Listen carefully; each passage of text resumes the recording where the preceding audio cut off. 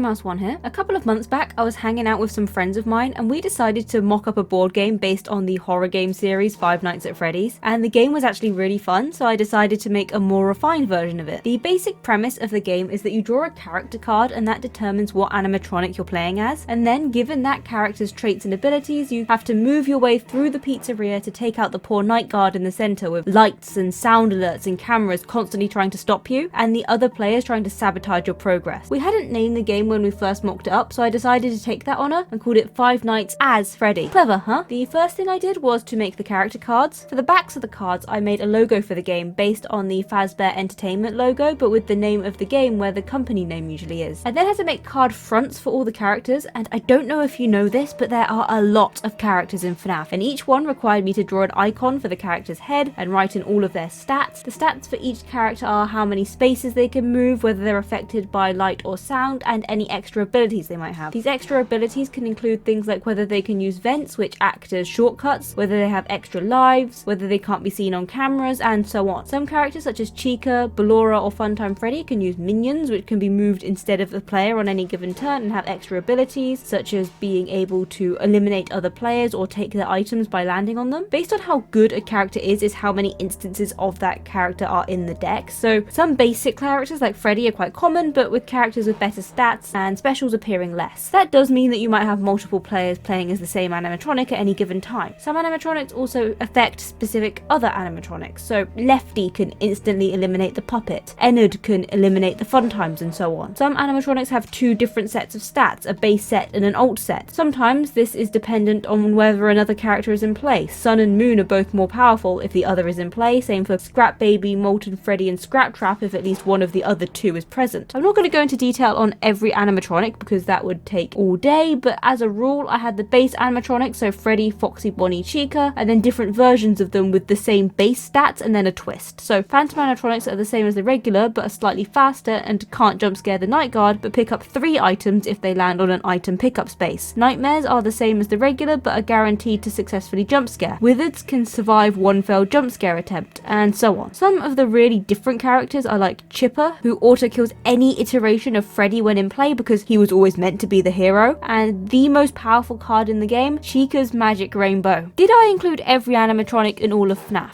No, God no. Some just weren't interesting enough for me to add in. Sorry Yendo and Egg Baby. And when you start looking at the extended canon of the books and all that, yeah, I'm not adding in every version of Charlie Bot or the Stitch Wraith or whoever else they threw into those. And then I laid out all the cards in a way that's actually printable, and at this point I needed to make a verdict on exactly how many of each card I wanted. I had a couple of considerations. First, how powerful is the character? I wanted the most powerful characters to be really exciting to get, so they had to be rarer than the more generic ones. Second, how unique is the character? A lot of the characters share the same base stats, so like how all the Freddy versions share a lot of characteristics with a slight twisty twist based on their variety. So I didn't make these varieties very common to avoid runs feeling too samey, especially as some of the specials only occur in very specific scenarios, meaning the base experience would be exactly the same as the run-of-the-mill version of the card. And finally, I didn't want the deck to be absolutely massive, so I tended to lean for less cards when in doubt. And then I moved on to the item cards. You'll be able to collect these by landing on certain spaces on the board, and they give the user some sort of benefit. I recolored the cards from purple to red so that you can easily tell the cards apart and separate them from the character cards if they happen to get muddled, before moving on to coming up with and designing each item. These were super fun to make because I decided to do bigger, more detailed artwork than the simple head icons I used on the character cards, and I had the chance to include various items and characters that I didn't already include in my already rather extensive roster. Trash in the Gang, El Chip, Old Man Consequences. The cards range from extremely useful like Fire, which allows you to kill any animatronics in a given area, or Balloon Boy, which allows you to disable the night guard's light, to completely useless like Pickles or the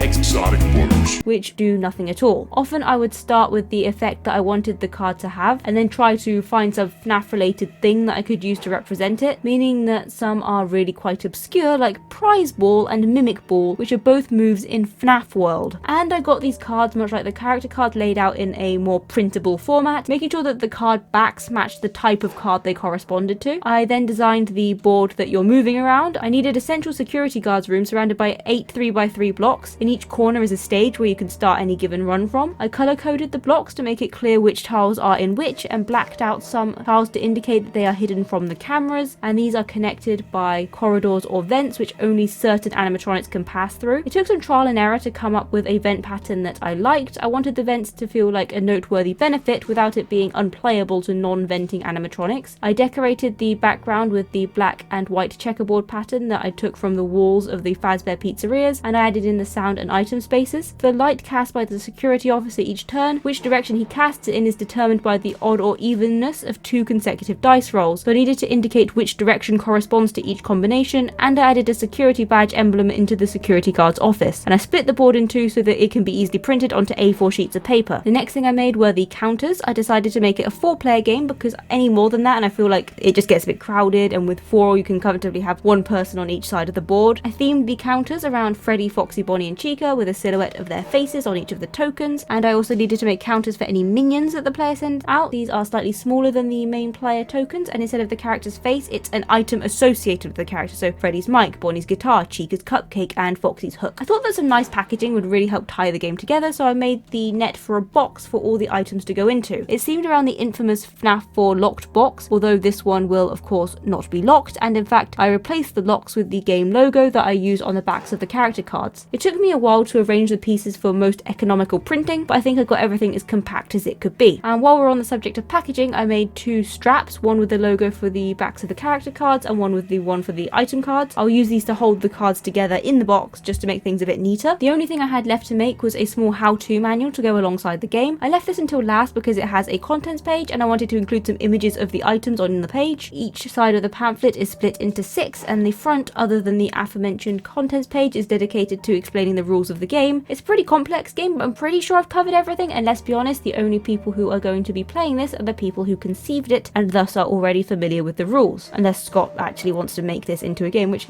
I doubt, but hey Scott, if you're watching this, I'd have no objections to seeing you make this a thing. The back of the pamphlet is dedicated to explaining the minions, 1/6 of the page is dedicated to explaining the rules and mechanics of the minions, with 4 of the others going to the 4 types of minion: the Cupcake, the Mini Rena, Freddles and Bonbon. These are all unique to each other, the Cupcake being the weakest, with it being a special of many characters, and the rarer minions being much more powerful. Each one needed a drawing of the character and a description. The final 6th is the back of the pamphlet, which I just stuck on what is essentially a signature, a thanks to my friend for helping with the concept, and the obvious fact that Scott Cawthon has absolutely nothing to do with this silly little pet project. And this is the point where I have to break it to you that this is going to be a 2-parter, as I need to get all of the things I created for this printed. Next time I'll be leaving the digital to make these images and drawings into a physical playable game. And apart from that, thanks for watching. I hope you enjoyed this video. Like and subscribe if you did. It lets me know there's something to see more of. Join the Discord, link down below, and I'll see you next week with another video. Bye!